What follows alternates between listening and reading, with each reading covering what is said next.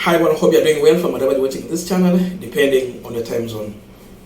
Now, we have seen William Ruto's allies saying that Ruto just came to office the other day. Give him time to work for you people. Nataka Ruto apewe muda ya kufanyia Wakenya kazi.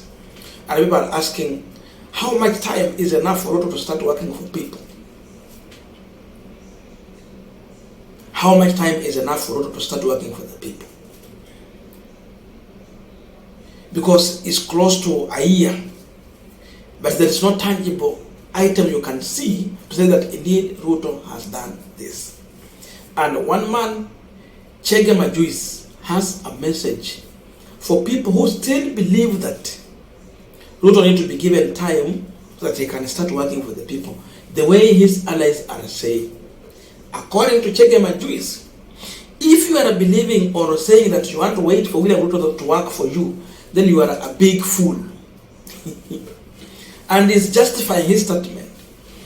You look on the kind of cabinet, because the cabinet is the brain of the president, the legal advisor minds of the president. And so in those positions and the capacity, they have come out with advice and policy paperwork to help run those ministries and the country into prosperity. But what we are seeing here, and the comparison Chege is giving from the Kenyatta one time to Kibaki, to Moi, to Kibaki, to Uhuru, the kind of brain they were using in their cabinet. You go to Kenyatta was going for the best brains. And this is justifying the point from Babu Wino that when you are a fool, but you are being advised by 3 wise men or wise women, then you become the 4th wise man. But when you are a wise man, being advised by 3 fools, you become the 4th fool. In other words, that is what Chege is saying here. So, Moi, with all his weaknesses, he knew that he need good brains. No wonder alikuwa na watu kama Charles Njonjo walikuwa hapo wanatenda kazi, watu kama the former Busia senator alikuwa hapo. All the good brains that you could have for advice come to Kibaki, then Uhuru Kenyatta, akina the late CS for education, ukuje uweka hapo Matiani, ukuje uweka hapo hiyo team yote. He had good brains. So that tells you that even the advice they would bring there, they don't bring emotion to the cabinet. They bring the real advice and policies that can help to take the country into right trajectory. Here Ruto, disaster. Yesterday, I was very happy to see Ruto MP Kengara being booed in Wiru Stadium. Alikuwa anaambia watu atuwapatie Ruto time, ati Ruto will change their life, and people booed him. And if you are there waiting for Ruto to change your life, you are an idiot. And let me explain my case. When Jomo Kenyatta took over the government from the colonialist, he took the best that we had in the country to form his cabinet. 15 members of the Kenyatta government were Alliance alumni. Those days, Alliance alumni.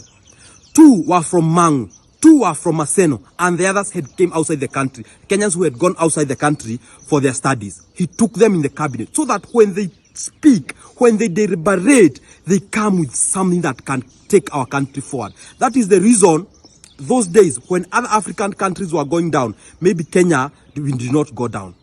And that's why we are here we are. Moi took over the government. Despite all his weaknesses as a president, despite all what he did for our country, Moi knew that the cabinet was his brain. He took the best. He took akina Dr. Ouko, akina Moi Kibaki, akina renowned world economist akina Onyonka, akina Professor George Saitoti, such that whenever he goes to the cabinet, he can come with new ideas to take our country forward. We went to Kibaki government. Kibaki government, he didn't care if you supported him or what. He went for the best brain. He went for Mother Karua. He went for Mugisa Kitui, who was the General Secretary of Trade in United Nations. He went for people like Kiraito Murongi. He went for people like Akina George Saitoti, best brain. So that whenever he goes to the cabinet, they can deliberate how to take our country forward. We came to Uhuru Muigai Kenyatta. Uhuru Muigai Kenyatta even surprised Kenyans. He went to the brains that we didn't even know that existed in Kenya. People like Akina Dr. Matiang'i. People like Akina Professor Magoha. May God rest his soul. People like Akina Peter Munya. People like Akina Mushero.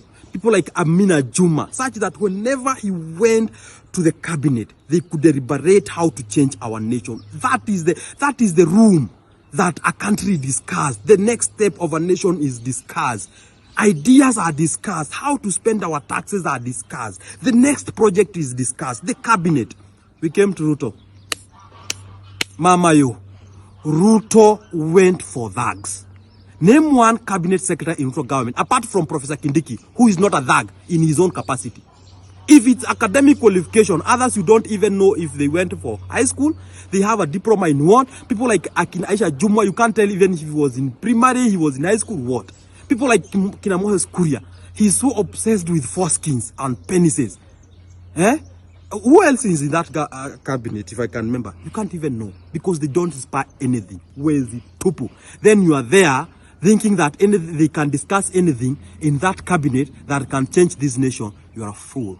That's why I'm telling Kenyans, the better we do away with this man called William Samoei Ruto, the better for us. Ruto did not take power to change Kenya. He took power to enrich himself. That's why he took thugs, such that when you see him, you may think he's a saint, because everybody else around him, he's a thug. That's what I'm telling you. We have an agenda as a nation to take Ruto out, because we don't have any other country except this one. Now we are continuing this partner discussion. But just a quick request for those who are watching and you have not subscribed, please consider subscribing. To our returning subscribers, I must say thank you so much, and again to all our viewers, please give this video a thumbs up. Thank you so much. And back to this discussion. Now, after listening to Chege Majuis, just do your comparison. And Chege Majuis is doing a good job, by the way. This is a man who is saying the truth the way it is. And as a man from Mount Kenya region, he is planting a sense of direction in the minds of the people who are willing to hear the truth and buy into the truth the way it is, not drama. And this could be the truth. You check on William Ruto's cabinet, he brought in people who seemingly are just there for political purposes, but not to help in the cabinet to bring changes that will make this country to prosper. Because you tell me, what advice can someone like CS Aisha Juma bring to William Ruto, and Ruto will buy in that advice?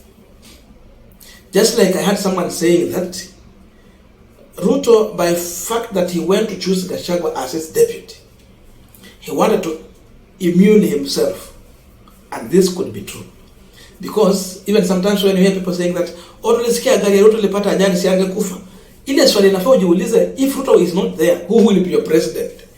And once you get to know the truth, my friend, you will not even say what you have said. Kabla unamfikiria mabaya, basi anza kufikiria kuhusu huyo deputy yake kabla ufikirie mabaya kumuhusu. Then we will have a more little dictator than the Ruto you think. Because just imagine Ruto is not there, then Gachagua is your president. So someone was saying Ruto was going for the worst person just to immune himself so that he can also look good.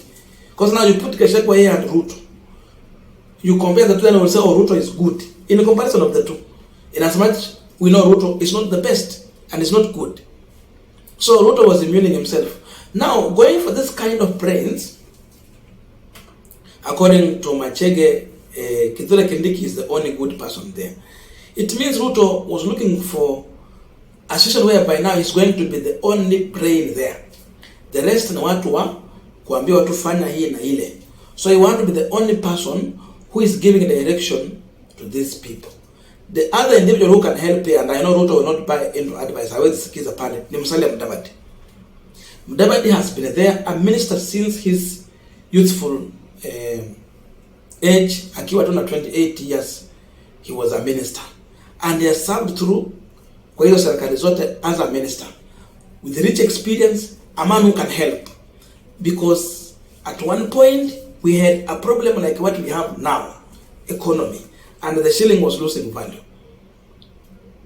Mudavadi, through having good advice, he helped restore the shilling, and the shilling gained its power.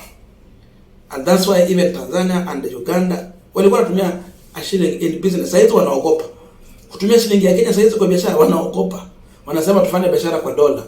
Hii pesa ya Kenya tumeanza kuiogopa. So look at that. So you put Kithure Kindiki, for me, I will add Mudavadi to that list. And because this government is failing, it is good for Mudavadi to resign and get out of this mess. Because you can't kill your career in this situation. Na sasa kwa sababu wanasiasa wanakimbilia their own interest, he cannot buy that advice. He cannot. So in this cabinet, ni nani ataambia Ruto kitu asikize? Is it Gachagua or Aisha Juma or Moses Kuri? Kama si matusi na kuleta hapa mafuta mengine ambayo wamenunua kwa pesa ya juu, wakuja wanauzia wa Kenya kwa pesa ya juu zaidi, alafu analeta matusi, kuna kitu kingine anaweza fanya? Kuna mafuta bado iko kule coast Mombasa, ilikuja edible oil, all those scandals, akaanza kutusi watu wa NTV, anawaita majina mengine mbaya, just because someone exposed the corruption. Where was taxes? We lost taxes close to 6 billion shilling in tax. Juu ya hiyo mafuta ikaenda hivyo and other things. So you check in this cabinet, ni nani mwenye anaweza advise Ruto? Is it CS Bore, yule mwenye anaenda anaanza kuchukua nyumba za watu kwa nguvu? Hao ndio advisors wa Ruto.